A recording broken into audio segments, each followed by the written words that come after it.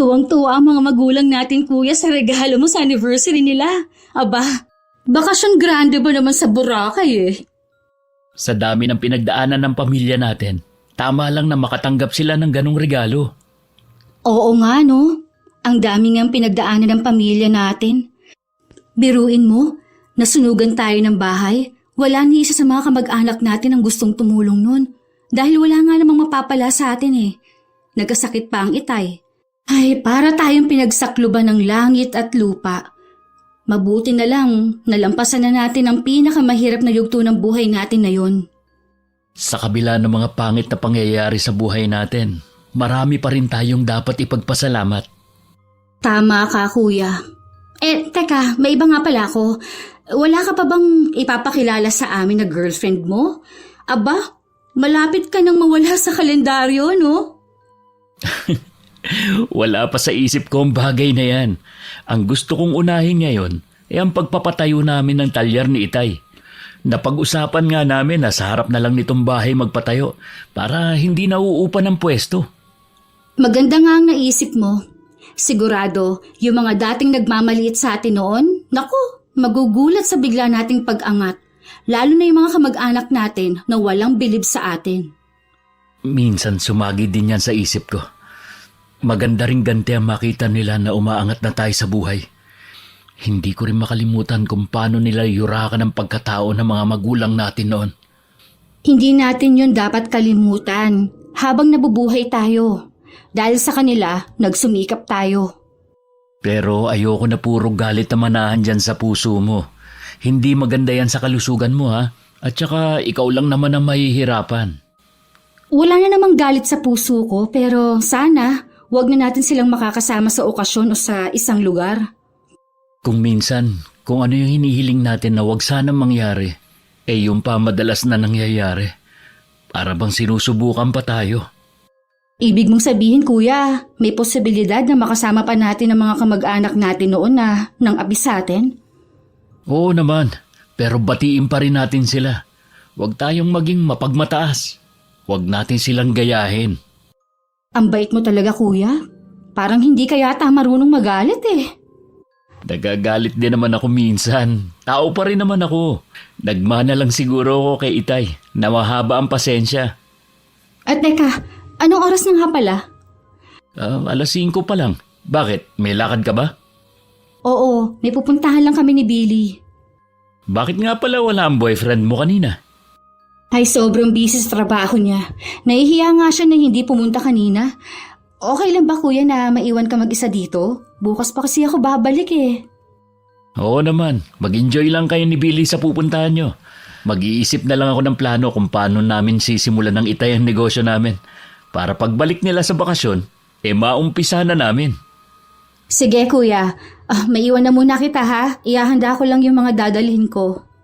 Nakita ko pa si kuya na lumabas ng bahay at sakay nililibot ang paningin sa paligid. Hindi siguro siya makapaniwalang yun na ang bagong buhay namin. Malayo sa dati na halos wala kaming makain. Pumapasok sa eskwelahan na walang baon na kahit ano. Pinagtatawanan dahil sa luma ang uniforme. Ginagawang alila ang mga magulang ng mga kamag-anak kapalit ng maliit na halaga at pagkain. Pero dahil sa determinasyon at lakas ng loob ni kuya, nagbago ang takbo ng buhay namin. Kumusta po ang bakasyon nyo ni Itay? Nako! Tuwang-tuwa ang ama mo sa dagat. Salamat, Kurt ha. Kung hindi dahil sa iyo hindi namin mararanasan ang ganitong buhay. Hindi rin makakapagtapos ang kapatid mo. Hindi mo rin mabibigyan ng magandang buhay ang kuya at mga ate mo. Hindi niyo po kailangang magpasalamat sa akin. Marami din po kayong isinakripisyo para sa amin. Dapat lang po na ibigay namin ang magandang buhay para sa inyo ng Itay. Siya nga pala anak. Nabanggit ng Itay mo na magtatayo kayo ng talyer. Ibig bang sabihin yan hindi ka na babalik ng ibang bansa para magtrabaho? Ganun na nga po, Nay. May konti naman po akong naipon dito. Gusto ko po kasing isugal ko yon sa pagpapatayo ko ng talyer. Ayoko po ng habang buhay mangangamuhan ako. Tsaka maayos na naman po ang buhay ng mga kapatid ko. Kinausap ko naman po sila noon na sarili ko naman ang iisipin ko. Suportado naman po nila ang desisyon ko. Sa inyong 6 na magkakapatid ikaw lang ang may ganyang pag-iisip. Hindi na nakakapagtaka na aasenso ka. Kung hindi po ako magtagumpay sa plano ko, pwede pa naman po akong bumalik sa ibang bansa para magtrabaho. Alam kong magtatagumpay ka. Ayaw na rin kasi namin ng itay mo na bumalik ka pa sa ibang bansa Gusto namin magkakasama tayong buong pamilya. Opo, Nay. Kayo ni Tatay at na mga kapatid ko ang inspirasyon ko para magsumikap at ang mga naranasan nating hirap. Sa tingin mo kaya, kakayanin ng itay mo ang pag-aasikaso sa talyer? Alam mo namang 2 beses na siyang inatake. Huwag po kayong mag-alala, Nay. Nandito naman po ako. Hindi ko hahayaan na mapagod ang itay. Gusto ko lang po na maramdaman niya na partner kami sa negosyo. Sa bagay nga, makakatulong yun sa itay nyo. Mula kasi nung hindi na siya nakapagtrabaho pakiramdam niya sa sarili wala nang silbi. Kaya nga po gusto ko siyang isali para bumalik ang kumpiyansa niya sa sarili. Lagi siyang masaya at laging tawa ng tawa ngayon. Hindi katulad dati na laging nabubugnot. Napansin ko nga po, Inay. Baka sa mga susunod na buwan 3 na lang tayo dito sa bahay. Dahil po ba mag-aasawa na si Vanji? Noon pa sila nagpaalam ni Billy. Pinayagan na rin namin dahil nasa hustong gulang na rin naman sila. Alam ko po na nalulungkot kayo. Nandito naman po ako Dapat nga ikaw ang nauunang mag-asawa Wala pa po sa isip ko ang bagay na yan. Pareho kayo ni Vanji ng sinabi. Baka naman dahil pa rin kay Grace kaya hindi mo naiisip na humanap ng bagong girlfriend. Hindi naman po siya ang dahilan, Nay. At saka matagal na po yung sa amin. Natanggap ko nang hindi kami para sa isa't isa. Kung ikaw napatawad mo na siya, kami hindi pa. Pagkatapos kasi natin siyang tanggapin sa pamilya natin ipagpapalit ka lang niya sa pinsan mo. Hindi namin makalimutan na iniwan ka niya sa panahon na kailangan mo siya. Ipinasa Diyos ko na lang po ang lahat ng ginawa nila sa akin. Wag na nga po natin silang pag-usapan. Pasensya ka na, iho. Tama ka. Wag na nga lang natin siya pag-usapan para hindi masira ang araw natin. Magkababata si Kuya at si Grace. Nag-aaral sa college nun si Grace habang si Kuya nagtatrabaho sa Maynila. Kasama ang isa pa naming kuya. Nalaman na lang namin na sila na pala. Bagamat tanggap naman namin siya bilang girlfriend ni Kuya, hindi naman tanggap ng pamilya niya ang kapatid namin. Dahil mahirap na nga, high school lang din ang natapos. Hindi naman lingid sa amin na ang gusto nila para kay Grace noon ay ang pinsan namin na isang seaman. At ang pamilya isa sa tinitingala sa lugar namin. Siguro excited ka na sa negosyo niyo ni Itay, kaya hindi ka makatulog. Medyo. At saka naninibago ako na walang ginagawa. Hindi kasi ako sanay na hindi nababatak ang katawan. Bakit hindi ka pa natutulog? Wala naman akong trabaho bukas, kaya ayos lang magpuyat. Wala ba kayong lakad ni Billy bukas? Tanghali pa naman niya ako susunduin bukas Sa bahay ng mga magulang niya kami pupunta. Kapag ba ikinasal kayo ni Billy, doon na kayo titira sa kanila? Naku, hindi no. Ayoko mapalapit sa mga kamag-anak natin doon. Kapag pumupunta nga ako sa kanila ayoko maglalabas Naiintindihan naman ako ng mga magulang ni Billy. Kaya ayos lang sa kanila na umupa muna kami ng bahay malapit sa trabaho ni Billy. Ibig bang sabihin, wala kang balita sa mga kamag-anak nating taga ron? Meron naman, dahil nagkakwento si Billy. Kung ang gusto mong malaman yung tungkol sa ex mong si Grace, hayun, 4 na ang anak at losyang na raw ang itsura sa kakaalaga ng mga anak. Balita din na naghihirap na ang pamilya nila dahil na-scam daw ang mga magulang at lahat ng pera natangay. May pagkatsismoso din pala si Billy Oo naman. Siya nga nagbabalita sa akin ng mga nangyayari sa mga kamag-anak natin dun. Halos lahat pala sila dun mga naghihirap na. Si Kuya Bernie, Matagal na palang hindi sumasampa ng barko mula nang maaksidente. O saan sila kumukuha ng panggastos nila? May trabaho naman daw, sabi ni Billy. Hindi lang niya nga alam kung anong trabaho. Gusto ko sanang kumustahin ang mga kamag-anak natin doon. Kaso ayaw ni inay. Sila pa rin kasi ang sinisisi niya kung bakit inatake ang Itay noon. Tama naman ang inay. Mabuti na yung malayo na tayo sa kanila. Ayoko rin naman na makipaglapit sa mga yon. Tama nang malapit tayo sa kamag-anak natin sa inay. Baka kapag nalaman pa nila na maayos na ang buhay natin, utangan pa nila tayo. Mabuti na nga rin siguro yon na malayo tayo sa kanila. Mabuti talaga. Mahirap yung may kamag-anak kang mga inggitera, no? Ayaw na lalamangan at hihilain ka pababa. Ganon ang mga kamag-anak ng Itay. Mabuti na lang nakalayo na kami sa lugar na yun. Wala na rin kaming ganong balita pa sa kanila. Hindi naman nila kinukumusta ang Itay namin. Siguro para sa kanila patay na siya. Sa magkakapatid kasi ang ama lang namin ng hikaho sa buhay. Nang mga sumunod na araw abala na kaming lahat. Lalo na sa bagong bukas na talyer ni Kuya. Meron po palang sinabi sa akin si Billy kahapon nung nandun ako sa kanila. Ano naman ang mga sinabi ng nobyo mo?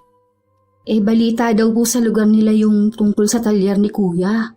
Kaya nagulat ako nang bigla lang nag-chat sa akin yung anak ni Tito Ray. Nangungumusta at nakalimot na raw tayo sa kanila. Sana sinagot mo na kayo ka mo nakalimot. Aba, pagkatapos ng ilang taon bigla na lang silang mangangamusta. Ay, hindi na lang po ako sumagot. Baka humaba lang po yung usapan. Huwag mo na lang banggitin sa Itay at Kuya Kurt mo na pag-usapan natin, ha? Wala po talaga akong balak banggitin pa.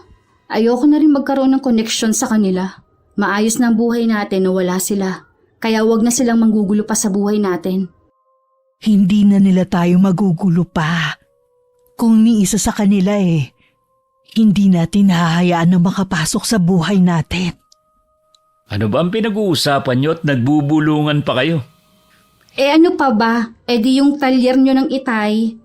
Hindi ako makapaniwala na ilang linggo pa lang dagsa na ang mga customer mo. Nagbunga na rin lahat ng pagsasamikap mo. Tingin ko nga, kailangan nyo na magdagdag ng tauhan Hindi naman laging maraming tao Pero pinag-iisipan ko na rin ang kumuha ng isang tauhan. Kung kukuha ka ng tauhan kilatisin mo maigi anak. Sa panahon kasi ngayon mahirap na magtiwala. Tama ang inay, kuya. Mahirap nang maloko. Huwag kayong mag-alala. Tatandaan ko mga sinabi nyo. Tsaka sa edad ko ba namang to, maluloko pa ba ako? Paalala lang naman ang sa amin ng kapatid mo. Tsaka baka daanin ka sa paawa Bumigay ka. Ang bait mo pa naman. Hindi naman po ako masyadong mabait. Sige po, kapag dumating yung oras na kailangan ko ng kumuha ng tauhan, hihingi po ako ng opinyon nyo. Ayaw lang kasi namin na matulad ka sa ama mo. Sa sobrang tiwala sa ibang tao Sa huli sila pa ang nagpahamak sa kanya at nang iwan. Kalimutan na po natin ang nakaraan. Hindi po makakatulong yun para umusad tayo kung lagi na lang ninyong inaalala masamang pangyayari sa atin. Pasensya na mga anak ha. Hindi na ako magbabanggit pa ng tungkol doon. Ang mabuti pa, sa labas na lang tayo maghapunan mamaya. Libre ko. Tawagan mo Vanji ang nobyo mo para makasama natin. Sige kuya, tatawagan ko na ngayon. Ay sana wala siyang ginagawa. Pati sina ate at kuya, tawagan mo na rin. Kaya mahal na mahal ka ng mga kapatid mo Dahil sa pagiging galante mo at sobrang bait. Sana lalo kang pagpalain ng Panginoon. Mahal na mahal ka namin, anak. 6 na buwan pa lang ang talyer ni Kuya, naging indaman na to sa lugar namin. Nagdagdag na rin siya ng spare parts ng mga sasakyan. Nagsusupply na rin ng kapatid ko ng mga bago at second hand na mga gulong. Kumuha na rin siya ng 2 tauhan para naman sa pag-welding. Masasabi ko na umaasenso na nga ang kapatid ko sa pinili niyang larangan. Pati kami damay sa pag-angat niya. Kasabay nun, hindi talaga mawawala ang mga naiinggit. Hindi na talaga mapipigilan ang lalong pag-angat ng kuya mo. Kaya nga po, natutuwa ako para kay kuya. Sabi pa nga niya magbibigay siya ng pera sa kasal namin ni Billy Regalo daw niya yun sa amin. May nabanggit na ba sa'yo ang itay mo? Tungkol sa magiging kasal niyo ni Billy. Wala pa pong nababanggit ang itay. Baka po nakalimutan niya. Lagi ba naman siyang busy Gusto kasi ng itay mo imbitahin ng ilang kamag-anak niya. Ho? Naku, hindi po pwede. Kasal ko po yun at kami lang ni Billy ang may karapatan na mag-imbita ng mga gusto namin. Bakit naman kasi naisipan yun ng itay? Paano kasi kinontak na naman siya ng mga kapatid niya? Keso kalimutan na daw ang nakaraan. Matatanda na raw sila pare-pareho at konting oras na lang ang natitira sa mundo. Dapat daw nagkakaayos na sila. Nagpauto na naman ang itay. Ay, gusto lang naman nilang makasagap ng balita tungkol sa naging buhay natin. Yun na nga ang sabi ko sa itay mo. Pero ang tigas ng ulo. Baka daw mga nagbago na. Tsaka ayaw daw niyang mawala nang hindi sila nagkakaayos ng mga magkakapatid. Ang bait din kasi ng itay Sa kanya ata nagmana si Kuya Kurt Ay, basta Nay, kausapin ninyo ang itay na pamilya lang natin ang dadalo sa kasal namin. Ayokong imbitahin niya yung mga kamag-anak niya sa mahalagang araw na yun. Huwag kang mag-alala. Kakausapin ko ulit ang itay mo. Ayoko namang masira ang araw na yon. Gusto ko lahat kayong mga anak ko masaya. Salamat po, Nay. Mas masaya sana kung pati si Kuya ikakasal na rin. Wala naman siyang nobya, anong gagawin natin? Sinabihan ko na rin naman ng Kuya Kurt mo Pagkatapos ng kasal, hahanapan ko si Kuya ng pwedeng ireto sa kanya. Aba, hindi pwede na tumandang binata siya, no? Gusto ko rin na merong mag-aalaga sa kanya. Iba pa rin yung may sarili siyang pamilya. Sige nga anak, hanapan mo na ng magiging girlfriend ng kuya mo. Sana lang magustuhan ni Kuya ang irereto ko. Basta mabait at alam mong mapapabuti ang kuya mo sa babaeng yun. Hayan na pala si Kuya Ay nako, munti ko na makalimutan. Maghahanda pa pala ako ng merienda nila. Diyan ka nga muna, iha. Nung araw ng kasal ko, hindi ako napilit ng itay na imbitahin ng mga kamag-anak niya. Nakarating naman ng mga yun sa kanila. Marami silang sinabi na hindi magaganda sa amin ng mga kapatid ko. Kasama na dun na lumaki na raw ang ulo namin. Darating din daw ang pagbagsak namin. Ay, ang kapal talaga ng mga mukha nila para hilingin na bumagsak tayo. Mabuti na lang talaga hindi ko sila inimbita. Sigurado na parang perya ang kasal ko. Ewan ko ba kasi sa tatay niyo kung bakit kailangan pa niya banggitin ang tungkol sa kasal mo. Hindi naman daw po sinasadya ng itay na banggitin sa kanila.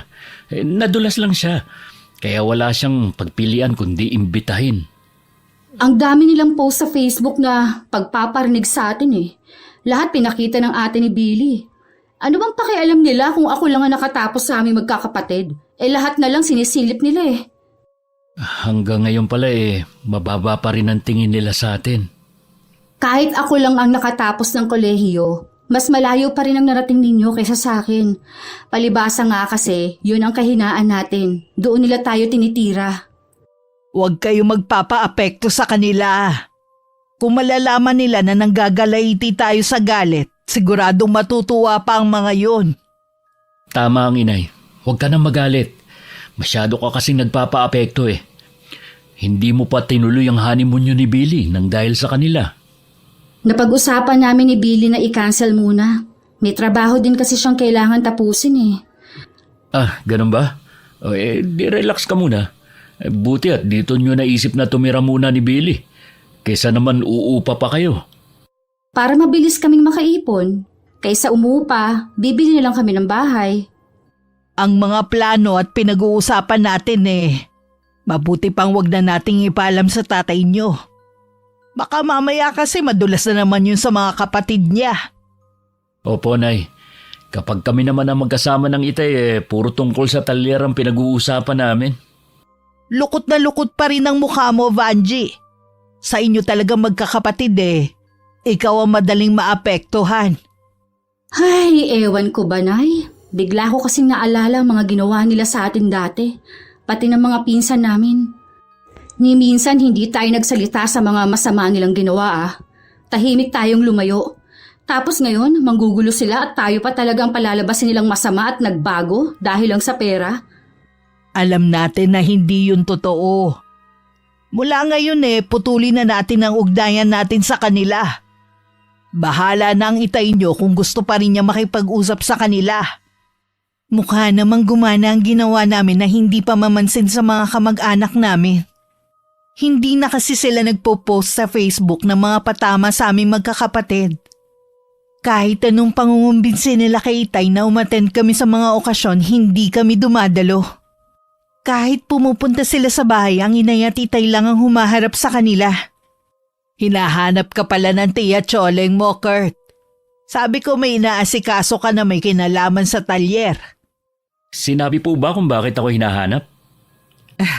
Hindi ko naman tinanong Bakit daw po sila dumalaw ditong mag-asawa?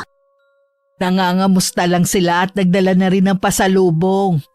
Mukhang mabait na naman silang mag-asawa Hindi naman sila kasama sa mga kamag-anak ng Itay nyo na may sinasabi sa atin. Ngayon na lang siguro pero dati, grabe nila tayong laitin. Tsaka huwag niyo pong kalilimutan, Nay. Anak nila ang nang-agaw sa girlfriend ni Kuya. Matagal nang nangyari yon, Vanji. 4 na nga kamo ang anak nila, di ba? Nabanggit ko lang naman. Ewan ko lang pero hindi maganda ang kutob ko sa pagpunta nila dito. Baka naman dumalaw lang talaga. Ikaw talaga, Vanji. Kung ano-ano iniisip mo. Masaya naman ang Itay nyo sa pagdalaw ng mag-asawa. Wala na nga siyang bukang bibig kundi ikaw, Kurt. Kung ano ang mga nagawa mo para sa pamilya natin. Hindi naman kailangan pang ipagyabang yun ng Itay sa kanila. Mabuti nga yun, Kuya. Para mapagtanto nila ang ginawa nila sa'yo noon. Kesyo may anak silang seaman. Ngayon, nasaan na? Ni hindi nga malaman kung may trabaho pa Baka nga humingi pa sa'yo ng trabaho yun Malabo yung sinasabi mo. Maraming kaibigan at kakilala si Kuya Bernie para hingan ng tulong. At saka, kung sakali, trabaho lang dito sa talyer ang maibibigay ko.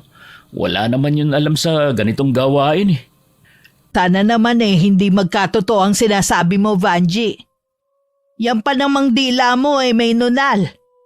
Ayoko meron kayong pinsan na makakapasok sa talyer. Di bali ng mga kapatid nyo o bayaw. Sana nga po mali ako. Oo nga pala, Vanji. Di ba sabi mo meron kang ipapakilala sa kuya mo? Ay, oo nga pala, Kuya. Maganda at mabait yung si Elsa. Ipinakita ko na nga ang picture mo sa kanya Wala akong kaalam-alam. Binebenta mo na pala ako. Gusto rin naman ni Nanay. Tsaka date lang naman Kung hindi nyo gusto ang isa't isa, edi pwede naman na hindi na kayo magkita ulit. Ilan taon na ba yung kaibigan mo na yun? 22 na siya at katrabaho ko. Ha? Ganun ka bata? Hindi naman siya ganun kabata. Alam naman niya ang edad mo at walang problema sa kanya yun. Ikinuwento ko na rin sa kanyang naging buhay mo noon at kung paano ka nakapag-abroad. Sobrang bilib nga siya sa'yo Wala na pala akong may tatago sa kanya. Baka pati mga pagkain at kulay na gusto ko nasabi mo na rin sa kanya. Ganun na nga, Kuya. Baka kasi mahiya ka pa magkwento Kailan sila lalabas ng kuya mo? Si nanay naman. O bakit? Nasa hustong gulang ka na naman Masyado pang ang bata. Uy, hindi pa naman katandaan ng 30 Tsaka wala ngang problema kay Elsa, Kuya. Kaya sige na, pumayag ka na makipag-date sa 1 linggo. Sige na, iho, pumayag ka na. Ay, sige na nga po. Nag-appear pa kami ng inay sa sobrang saya na ikinaikot pa ng mga mata ni kuya. Dumating ang araw ng date nila at nasundan pa nga yun. Hanggang regular na sila nagkikita. Minsan dinadala pa ni kuya si Elsa sa bahay. Okay naman sa mga magulang namin si Elsa. Kuya, Kayo na ba ni Elsa? Hindi pa. Bakit mo na itanong? Lagi kasi kayo magkasama eh. Ayoko siyang madaliin. Gusto kong pag-isipan niya magiging desisyon niya. Ayoko naman na sa huli magsisi siya na sinagot niya ako. Halata na may takot ka pa rin dahil sa nangyari sa'yo nung nakaraan mong relasyon. Magkaiba naman sila. Natitiyak kong hindi ka sasaktan ni Elsa. Mahirap kasing sumugal sa pag-ibig eh.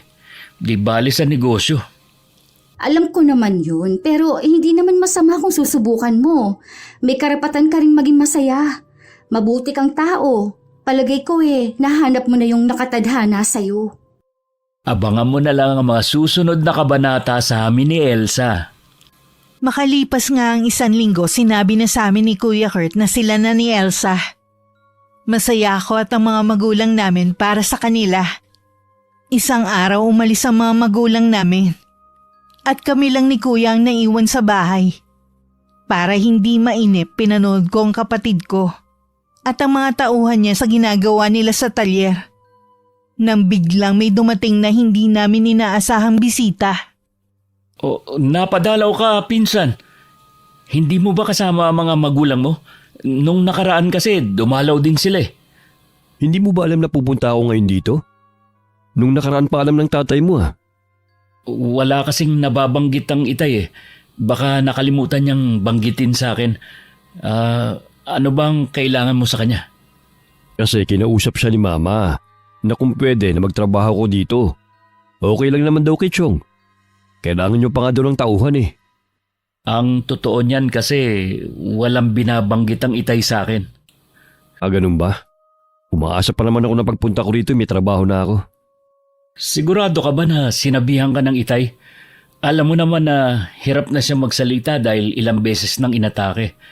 Sobrang naapektuhan ng pagsasalita niya.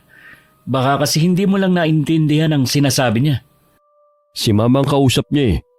Hindi naman siguro magsisinungaling si Mama. Hindi naman yun ang ibig kong sabihin. Baka lang kako hindi lang sila nagkaintindihang magkapatid. Kausapin mo na lang ang itay mo. Siya naman kasi may sabi na bibigyan niya ako ng trabaho dito eh. Mawalang galang na sa inyo ha. Makikisabat na ako sa usapan ninyo. Kasi Kuya Bernie, kay Kuya ang talyer na to, hindi kay tatay. Kaya si Kuya Kurt lang ang pwedeng magdesisyon sa pagkuha ng mga tauhan dito. Ganun ba? Nagkakaselan pala ako ng pagpunta ko rito. Dapat kasi si Kuya Kurt ang kinausap ninyo at hindi ang itay. Bilang respeto na lang sana. Huwag niyo naman sanang baliwalain ang kapatid ko. Sige, alis na ako. Pasensya na sa abala. Parang kasalanan pa natin Talaga nga kayang ginawa ng itay yun? Nako, duda ako dun. Sana binanggit ng itay sa'yo. Lagi kayo magkasama dito sa talyer eh. Malilinawan lang tayo kapag dumating na sina itay mamaya. Bilib din naman ako sa lakas ng loob ng pinsan natin na pumunta dito, no? Inaasahan niya na may trabaho na siya pagpunta niya, pero tanghali na. Ano bang inaasahan niya? Siya ang amo? Nagulat nga ako sa bigla niyang pagsulpot dito eh. Talaga bang ibababa niya ang sarili niya para magtrabaho dito? Baka may ugali kaya hindi magtagal sa mga dating trabaho. Tapos, dito siya magsusumiksik. Ang laki na rin ang pinagbago niya. Nawala na yung dati na makisig at mapormang itsura niya. Mas gwapo ka na sa kanya ngayon. Hindi ka nagsisinungaling sa bagay na yan. Gabi na nang makauwi ang mga magulang namin.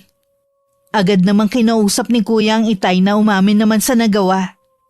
Tinanggap nga raw nito si Kuya Bernie. Dahil naaawa na walang trabaho at sa pakiusap na rin ng ina. Nagalit din ng inay dahil pinangunahan ng itay ang desisyon ni Kuya.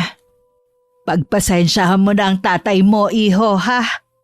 Mapilit lang daw kasi ang ate niya eh. Lagi pala siyang tinatawagan.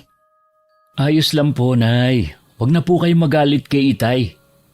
Ayoko lang kasi na pangungunahan ng desisyon mo sa negosyo mo. Kahit pa sabihin mo na magulang mo kami. Salamat po, Nay, at nire-respeto niyo ako sa bagay na yan. Anong desisyon mo? Tatanggapin mo ba ang pinsan mo? Kung nasabihan na po kasi ng itay, ayoko naman kasing ilagay ang itay sa alanganin eh. Baka mamaya pag-awayan pa nilang magkapatid. Kung nung nagpunta sana dito ang tiya Choling mo, nagsabi na sila, di sana akong sumagot. Idadaan pa talaga niya sa tatay niyo. Palibhasa, alam niya mabait ang kapatid. Parang walang respeto sa iyo Ganun na nga po, Nay. Naniwala na siguro kayo sa akin, no? Malakas talagang pakiramdam ko na merong kailangan sila Tia Choling Kaya sila biglang pumunta dito noon. Oo na, nagkatotoo na ang kutob mo. Hayaan mo na iho na ang tatay mo makipag-usap sa pinsan mo. Pwede mo naman siyang tanggapin, Kuya para ipamukha mo sa kanya kung gaano nakalayo ang narating mo sa buhay. Mas malayo pa sa narating niya. Hindi maganda yung iniisip mo, Vanji. Hindi tama na pamukhaan mo ang isang tao. Baka isipin pa nila na naghihiganti ang kuya mo sa ginawa niyang pang-aagaw kay Grace. Sa bagay nga po. Saka mas tahimik kung hindi mo nalang tatanggapin si Kuya Bernie. Para sa katahimikan nating lahat, mas mabuting iwasan na lang natin sila. Bahala na po ang Itay na sabihin ang desisyon ko.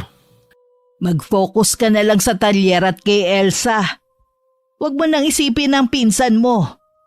Makakahanap naman siguro siya ng trabaho. Tama ang inay, Kuya. Sarili mo na lang ang isipin mo. Huwag na ang ibang bagay. Inakala namin na wala ng problema dahil kinausap na ng Itay si Tia Choling. Kaya nagulat na lang kami ng pagkaraan ng ilang araw. Pumunta muli si Kuya Bernie. Sa pagkakataong yun, mapagkumbaba na humihingi siya ng tulong kay Kuya.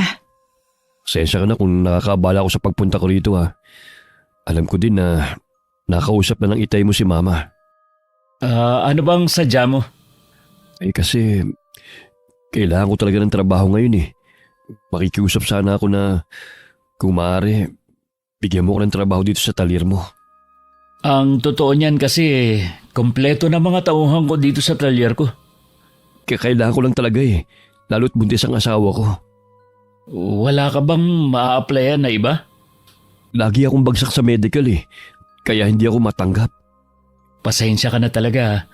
Wala talagang bakante sa ngayon.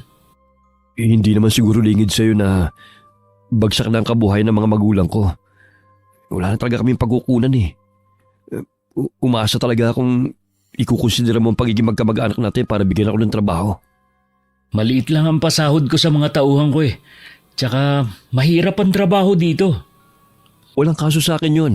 Basta may trabaho ako. Para din to sa mag-iina ko. At kailangan ko talaga makaipon para sa panganak ni Grace. Sige, tanggap ka na. Patuturuan na lang kita kay Omar sa mga dapat mong gawin. Maraming salamat sa iyo Tatanawin kong malaking utang na loob to. Huwag ka mag-alala. Susuklihan ko ng sipag ang tulong mo sa akin. Aasahan ko mga sinabi mong yan, pinsan. Hindi namin nagustuhan na naging desisyon ni Kuya Kurt na tanggapin ng pinsan namin sa talyer. Hindi na talaga maganda ang kutob ko umpisa pa lang. May palagay akong malaking problema lang ang dala niya sa buhay ng kapatid ko. Sigurado ka na ba talaga sa desisyon mo, Kurt? Opo, Nay. Naawa kasi ako sa sitwasyon niya Buntis pa pala ang asawa niya. Inamin niya rin na wala talaga silang ibang pagkukunan. Ibinaba niya ang pride niya sa paghingi ng tulong sa akin. Ayoko lang kasi na pagsisihan mo ang desisyon mong yan. Wala namang masama sa pagtulong pero depende pa rin sa taong tutulungan mo. Bantayan mo, Kuya, ang bawat kilos niya. Baka hindi mo alam, nagpapapasok ka na pala ng ahas sa talyer mo. Hindi pa naman siya regular sa trabaho niya. Kailangan ko rin siya obserbahan kung talagang marunong siya. Paalala lang naman ang sa amin ng kapatid mo Alam mo, mahal ka namin. Ayaw namin mapunta sa wala ang pinaghirapan mong ipundar. Kung magsalita naman po kayo parang may gagawin na hindi maganda si Kuya Bernie sa atin. Para bang nanakawin ang pera natin. Huwag kang tumawar yan. Sabi mo nga wala na silang pagkukunan. Baka akala ng pinsan mo tanga ka dahil wala kang tinapos. Tauhan ko lang po siya sa talyer ko. Hindi ko siya tataratuing espesyal dahil lang sa pinsan ko siya. Hindi ko hahayaan na pakialaman niya ako sa pagpapatakbo ng negosyo ko. Tama yan, kuya. Sabi pa naman ni Billy mapapel lang si Kuya Bernie. Huwag mo hahayaan na magkaroon siya ng boses sa talyer mo ha. Kailangan kapantay lang niya mga tauhan mo, hindi na hihigit dun. Nasabi na natin lahat sa Kuya Kurt mo, tama na siguro yun. Baka naman marindi na sa atin ang kapatid mo. Hindi naman po, Nay. Natatawa lang kasi ako dahil parang ang sama ng tingin niyo kay Kuya Bernie. Oo nga. Hindi mo naman kasi kami masisisi ng kapatid mo kung magduda man kami. Naiintindihan ko po kayo. Ang mabuti pa magpa-deliver tayo ng pagkain. Para bago umuwi, makapagmerienda rin ang mga tauhan ng talyer bago sila umuwi. Yan ang gusto ko kay kuya galante sa pagkain. Parang hindi ka na nasanay sa kuya mo. Tamang-tama, nagrereklamo na ang tatay niyo. Puro gulay daw ang ipinapakain ko sa kanya. Kahit nga ako na nagsasawa na sa niluluto nyo. Alam niyo naman nakasama talaga yun sa diet ng tatay niyo Paminsan-minsan lang naman po ito. Itanong niyo kay tatay kung anong gusto niya. Ako na lang ang magtatanong sa kanya. Maiwan ko na muna kayo ni nanay. Wala na akong mahihiling pa sa buhay na ibinibigay mo sa amin, anak. Sa loob ng 1 linggong pagtatrabaho ni Kuya Bernie sa talyer, naobserbahan naman ng kapatid ko na maayos siyang gumawa at sumusunod sa lahat ng pinag-uutos niya. Marunong din daw makisama sa mga katrabaho. Tingin ni Kuya natuto na sa buhay ang pinsan namin. Salamat sa iyo, pinsan ha. Nakakailang pasalamat ka na sa akin. Sabi ko naman sa iyo, hindi mo kailangan magpasalamat lagi sa akin. Kung alam mo lang kasi na nabawasan ang isa sa mga problema ko dahil binigyan mo ako ng trabaho sa kabila ng napakalaking kasalanan ko sa iyo. Kalimutan na natin ang nakaraan. Matagal na rin naman yun Para kasi akong kinarma dahil sa ginawa ko. Mabuti ka pa nga Nakapagpagawa ng bahay. May negosyo at may sasakyan. Ang layo na talaga ng narating mo. Bunga to ng pagsusumikap ko na sinabayan ng dasal. Sa kabila ng naranasan namin ng pamilya ko, hindi ako nagtanim ng galit sa kapwa ko. Sa halip, ginamit ko pa yon para mangarap. Swerte ko na lang na akong pinadala ng kumpanya ng bakal na pinapasukan ko sa Japan. Ang swerte mo naman na isa ka sa mga napili. Ganun lang kabilis ang pag-asenso mo. Bago naman ako nakaalis marami din akong pinagdaanan. Kinailangan ko rin mag-aral sa TESDA noon dahil isa yun sa requirement. Halos hindi na ako makatulog para mapagsabay ko ang pag-aaral at trabaho. Muntik na rin ako sumuko dahil nagkasakit ako. Pero dahil yun ang nakatadhana sa akin, nakaalis pa rin ako. Kung hindi pa sa mga kapatid ni Billy, wala kaming mababalitaan sa inyo. Nung umalis kami sa lugar natin, mas pinili na lang namin na mamuhay ng tahimik. Ayaw na kasi ng pamilya namin ng gulo. Kahit hindi nyo sabihin, alam ko na may galit pa rin kayo sa amin. Dahil hindi namin kayo tinulungan noon. Kaya wala ni isa sa amin ang inimbita ni Vanji sa kasal niya. Kapatid ko nagdesisyon sa bagay na yun.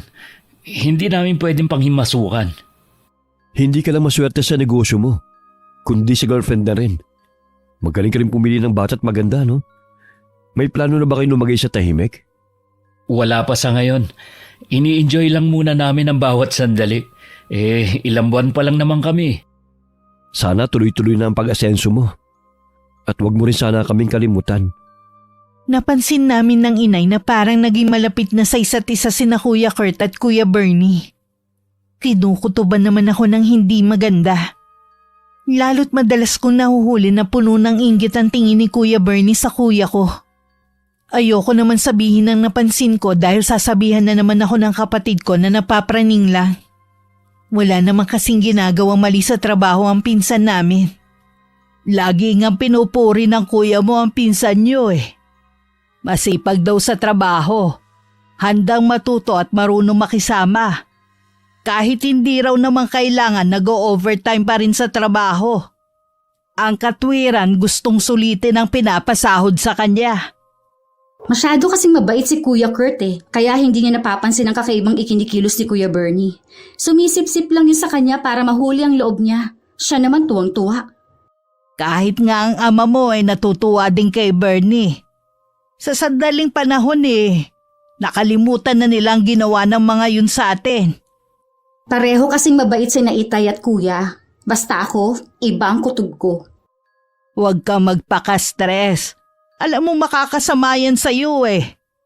Oo nga pala, hindi pa pala alam ni kuya na buntis na ako. Tsaka ko na lang siguro sasabihin. Sabihin mo na. Siguradong matutuwa ang kuya mo. Lagi kasi siya sa talyer eh. Ayoko na marinig ni Kuya Bernie ang ibabalita ko. Sige, ikaw ang bahala. Huwag mo lang kalilimutan ang bilin sa'yo ng doktor at ng asawa mo. Tama naman si Billy eh. Dapat siguro mag-resign ka na muna sa trabaho mo. Mas kailangan nga namin kumayod ngayon dahil magkakaanak na kami. Kaya ko pa naman po magtrabaho. Nag-aalala lang naman sa'yo si Billy. Lalo't unang beses niyo magkakaanak. Mag-iingat na lang po ako. Oh, ba't ngayon lang pumasok si Bernie? Isa pa nga yan sa napapansin ko eh. Tanghali na siya pumasok. Narinig kong pinag-uusapan ng mga kasama niya na hindi siya sinisita ni Kuya. Samantalang sila bawal malate. Saka pupunta? Lalapitan ko lang po at pagsasabihan. Hayaan mo na ang kapatid mo ang gumawa niyan. Baka ikaw pa ang mapasama. Okay lang kasi kay Kuya yung ginagawa eh. Gusto daw sulitin yung sahod niya. Sa umpisa lang naman magaling. Mabuti pa pumasok na tayo sa loob ng bahay. Basta Nay, kailangan yung bantayan ng taong yan. Lumalabas na ang totoong ugali niya eh. Oo na, ako nang bahala. Halika na sa loob.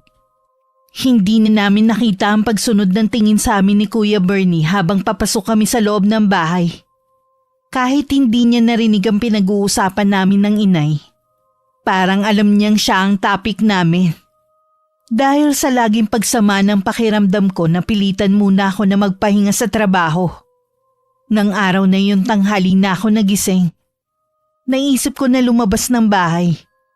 Noon ko nahuli si Kuya Bernie na tinitingnan ng bagong biling sasakyan ng kapatid ko. Ikaw pala, Vanji. Wala ka bang pasok? Wala. Ano nga palang ginagawa mo dito sa garahe namin? Hindi kasi namin pinapayagan ng mga tauhan ng talyer na pumunta rito. Break time naman kasi namin eh. Kaya naisipan kong tignan ng bagong sasakyan ng kapatid mo. Ang astig, no? Oo naman, bunga yan ng sipag at tiyaga ni Kuya. Ang swerte talaga ng kuya mo. Pati kayo ng mga kapatid niya.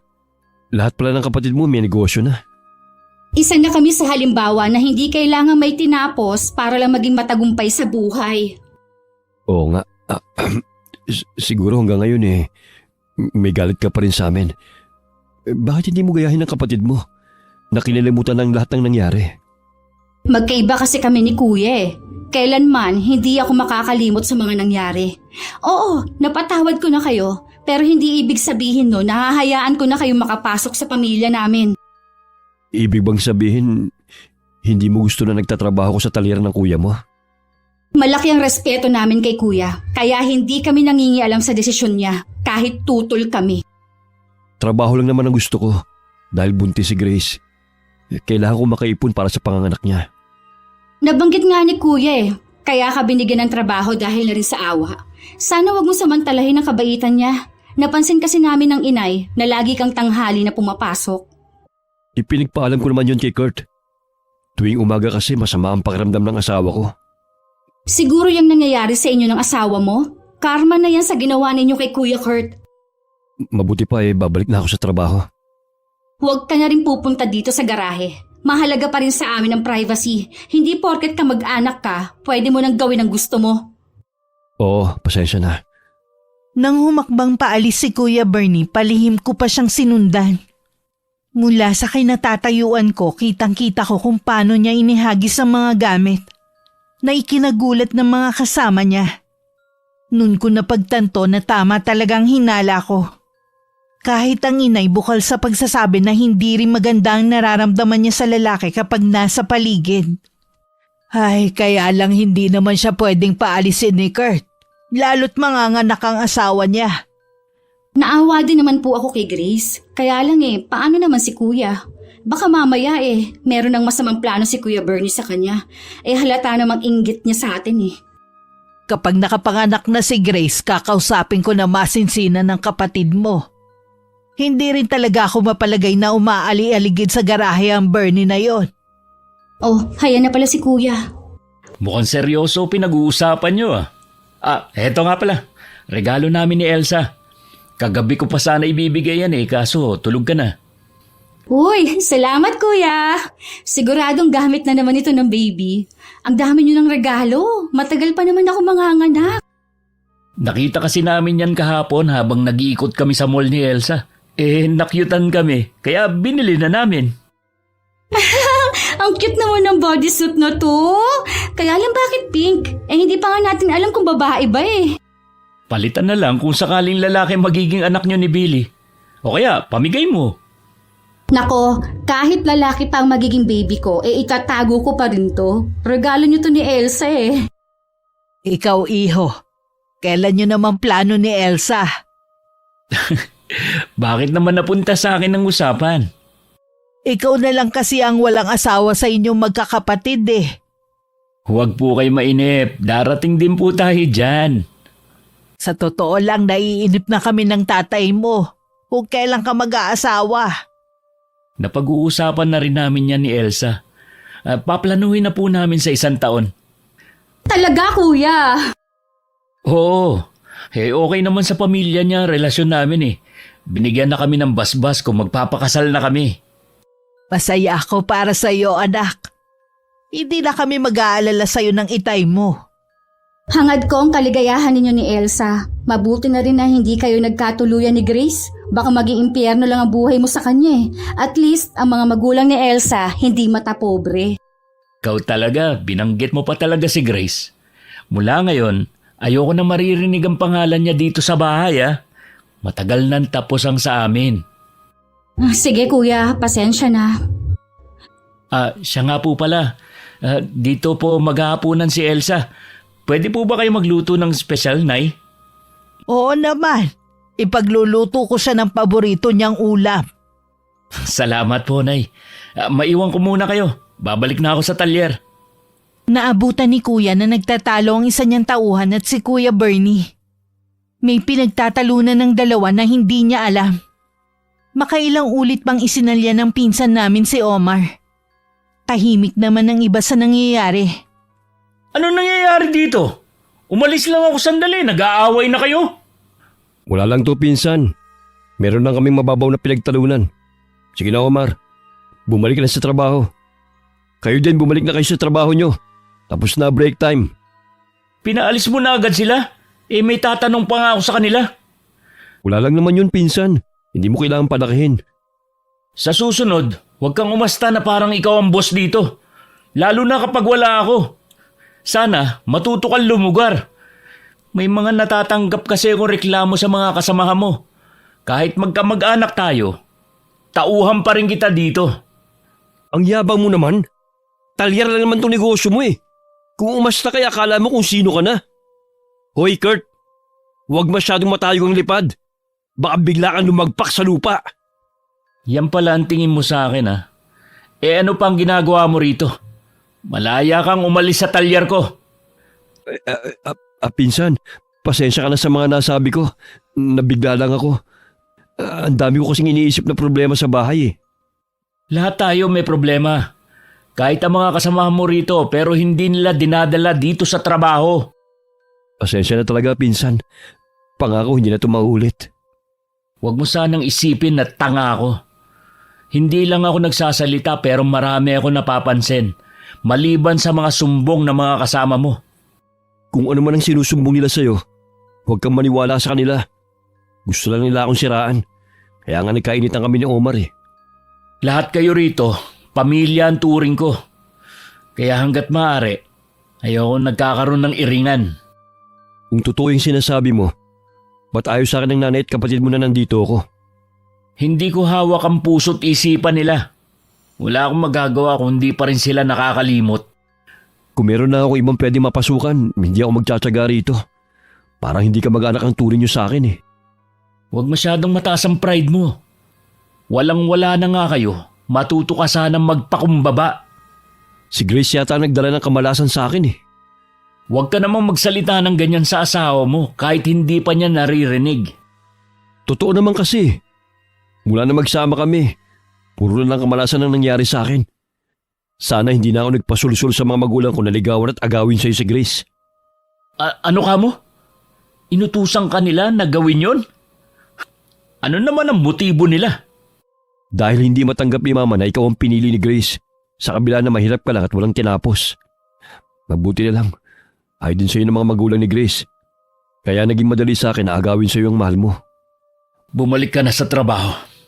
Ito na rin ang huling beses na magbabanggit ka sa nakaraan. Oras na makatanggap na naman ako ng reklamo tungkol sa'yo. Tatanggalin na kita. Oo, hindi na mauulit to. Sana naman kaya pupuntang tukmul na yon. Napakayabang talaga. Ilalabas na naman ang bagong sasakyan. Umanda ka sa gagawin ko. Tignan ko lang kung hindi kayo bumalik sa dati ng pamilya mo. Iiwan ka rin ulit ng mahal mo. 1 linggo na ang nakakalipas na magkaroon ng pagtatalo ang pinsan namin at si Omar. Sa obserbasyon naman ni Kuya, wala na nangyayaring iringan sa dalawa. Akala niya maayos na ang kanyang talyer na makatanggap siya ng notice mula sa munisipyo. Agad namang nagpunta dun si Kuya Kurt. Dala ang mga kaukulang papeles. Hindi naman kami mapakali ng inay hanggang bumalik si Kuya. Ano nangyari, Kuya? Okay na. Pinakita ko na kumpleto tayo ng papeles para mag-operate. Sino kayang nagsumbong? Meron daw nagpadala ng screenshot na nagsasabing nabudol daw ang customer na yon. Nagbebenta raw tayo ng second hand na mga gulong at binebenta natin ng bago. Sabi ko nga, pati na serial number ng resibo sa screenshot para makita ko kung kailan nangyari ang bentahan at titignan ko rin sa CCTV. Pero wala silang maipakita sa akin. May gusto lang sumabot tayo sa negosyo mo, Kuya. Malamang malaki ang inggit niya sa'yo. Napatunayan ko naman na hindi totoong sinasabi sa report na nagre-recycle tayo ng mga lumang gulong at binibenta ng bago. Wala akong nilolokong tao. Iisang tao lang ang naiisip ko na pwedeng gumawa niyan. Walang iba kundi si Bernie. Oo nga, Kuya. Matagal nang may inggit sa'yo ang pinsan nating yun. Mahirap ang magbintang ng walang katibayan. Pwede naman kasi na ibang gumawa nito. Basta kami ni Nanay, kumbinsido na si Kuya Bernie ang may kagagawa nun. Kung ako sa'yo, paalisin mo na siya. Hindi ganun kadali yon. Malapit na mga nakang-asawa niya, kailangan din niya ng pera. Ang tigas talaga ng ulo mo. Hihintayin mo pa na mawala ang talyer mo bago kumilos. Hindi po mangyayari yun. Ipinakita ko lahat ng permit na meron tayo. At saka humingi naman ng pasensya ang tao sa munisipyo sa nangyari. Aalamin daw nila kung sino naninira sa akin. Nakarating sa mga tauhan ng talyer ang reklamo mula sa munisipyo. Hindi inaasahan ni Kuya Kurt na magtatapat sa kanya si Omar. Sabi ng lalaki ang pinsan namin na nagrereklamo.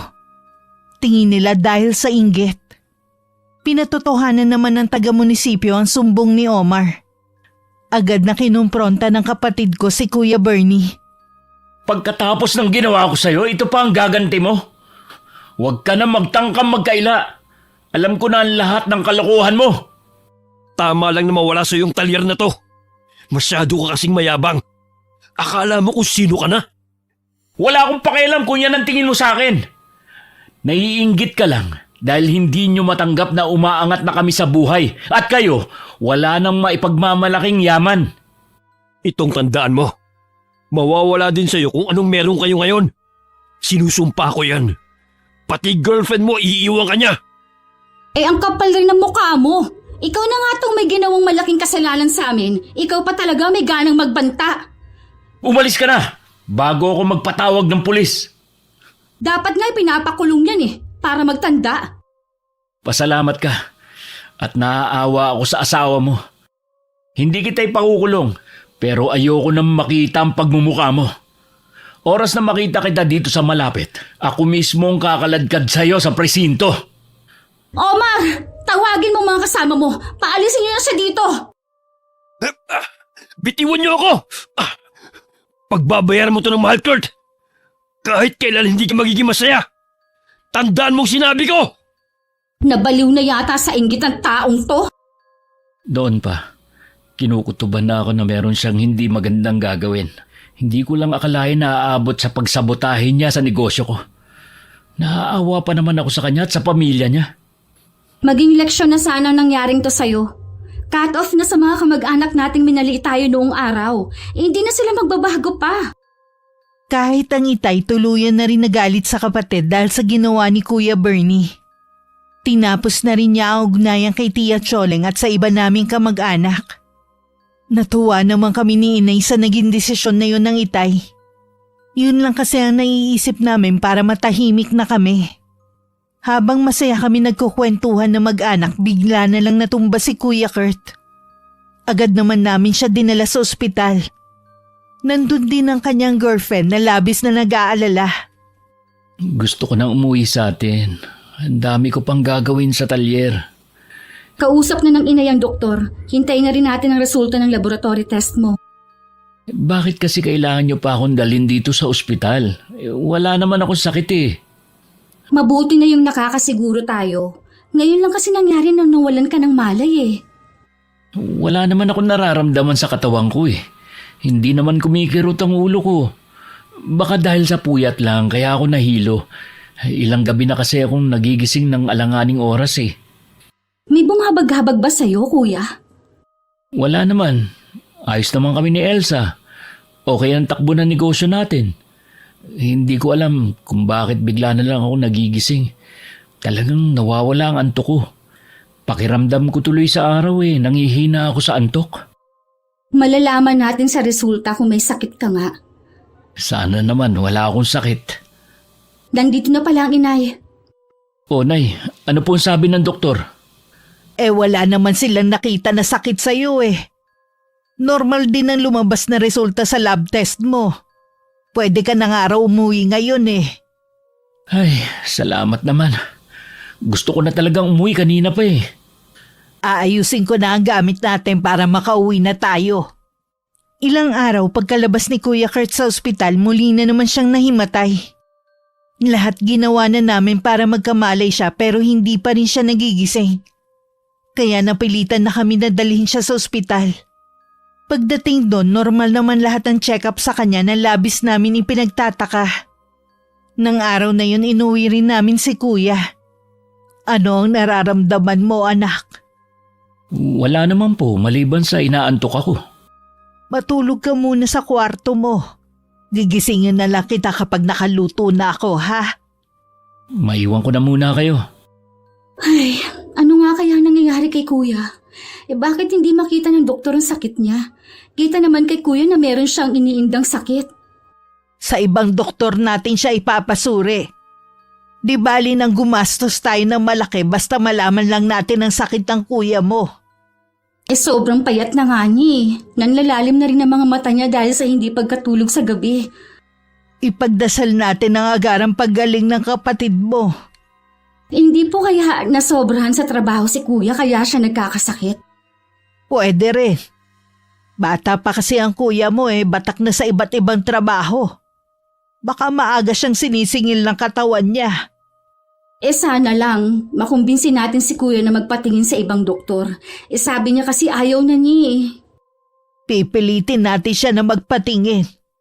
Kahit nga po si Elsa sobrang nag-aalala sa kanya.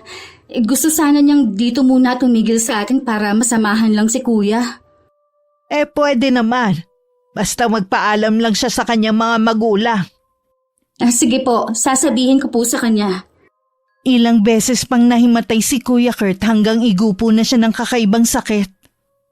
Dinala na rin namin siya sa iba't ibang doktor. Pero ni isa walang makatuklas ng totoo niyang sakit.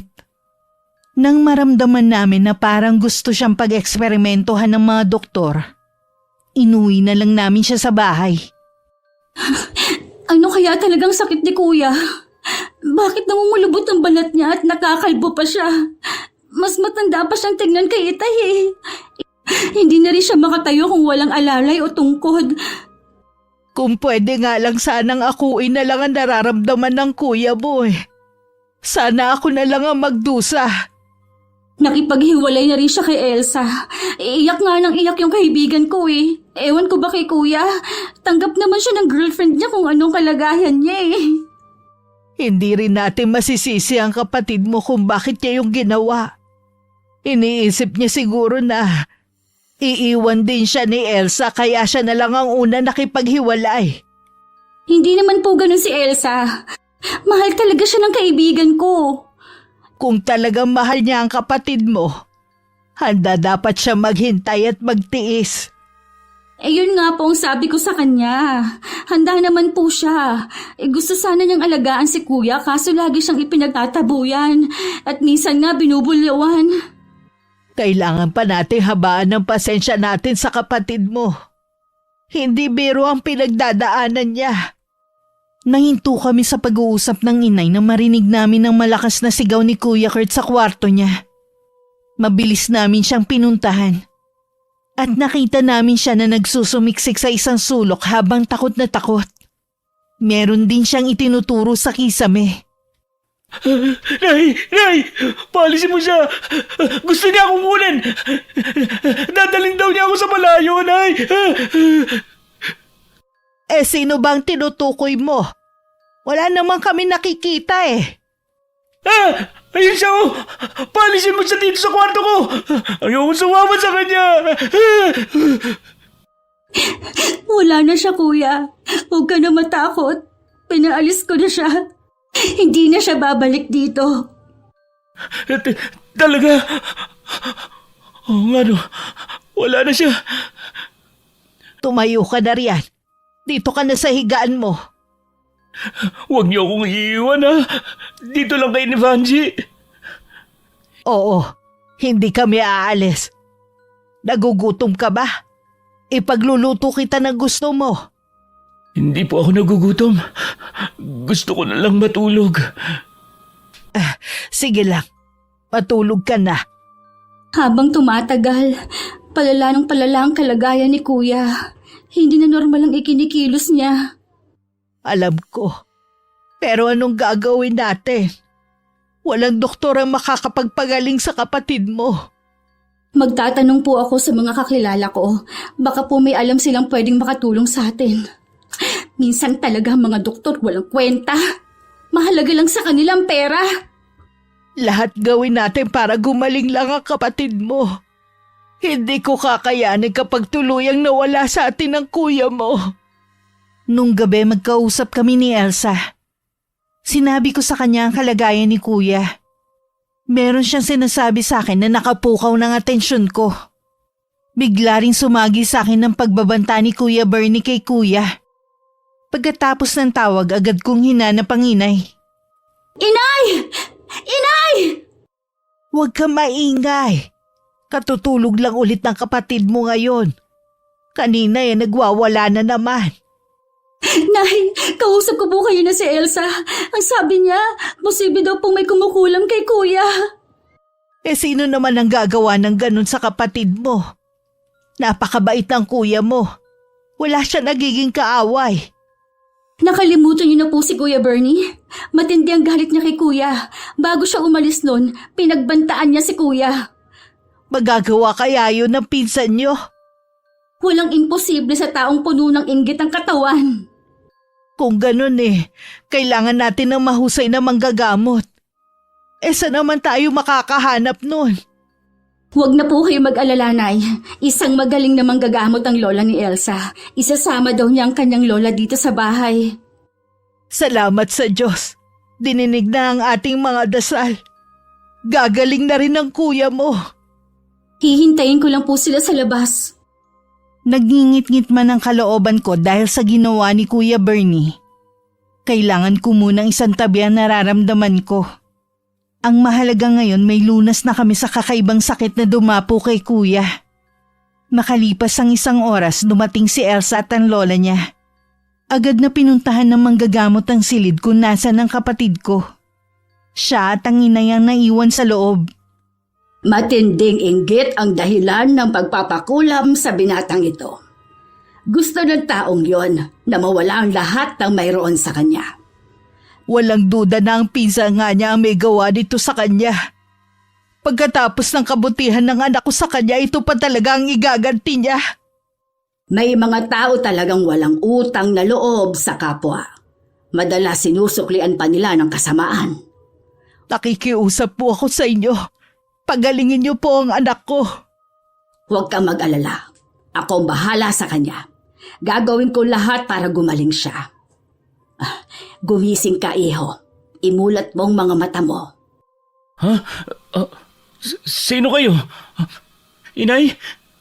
Huwag kang matakot, iho. Ako ang lola ni Elsa. Nandito ako para gamutin ka. Tama siya, iho. Magtiwala tayo sa kanyang kakayahan na mapagaling ka. Ano po ba ang sakit ko? Bakit hindi ako mapagaling ng mga doktor? May kumukulam sa iyo. Kung nahuli pa tayo ng kaunting oras, hindi na kita maililigtas pa. Gamutin niyo na po siya. Mula pagpasok ko sa silid na ito'y inumpisaan ko na ang panggagamot sa kanya. May lumalabas na usok sa bibig niya.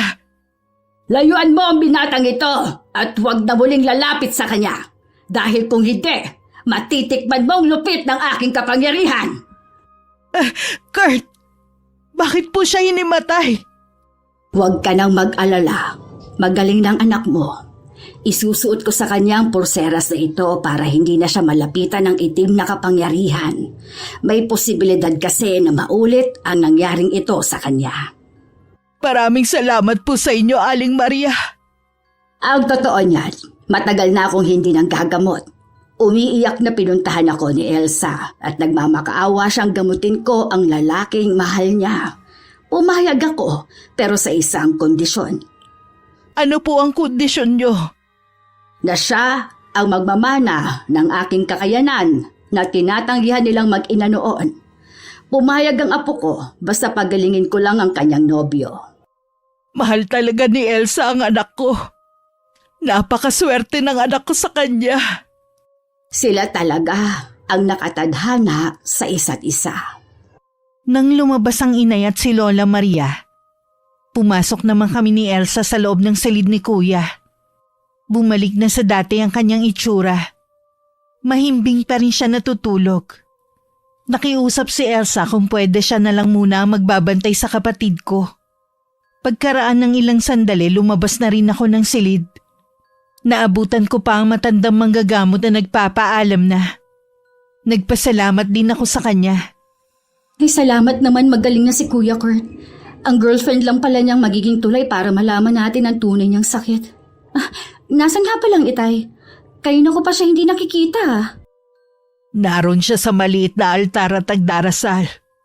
Hayaan na lang natin siya. Ngayon, tapos na ang problema natin. Gusto kong gumanti sa ginawa ni Kuya Bernie kay Kuya. Ganyan din ang nararamdaman ko kanina. Pero nakapag-isip-isip ako na walang buti ang paghihigante. Mabuti pang ipasa Diyos na lang natin ang lahat. Hindi biro ang nangyari kay Kuya. Muntik na siyang mawala sa atin ng dahil sa inggit ng isang tao. Naiintindihan kita, Iha. Pero mas mabuti pa rin nakalimutan na lang natin ang nangyari. Alam mo siguradong ganito rin ang sasabihin ng kuya mo. Sigurado po yun. Sobrang bait niya eh. Pero dapat sinasabihan pa rin si Kuya Bernie.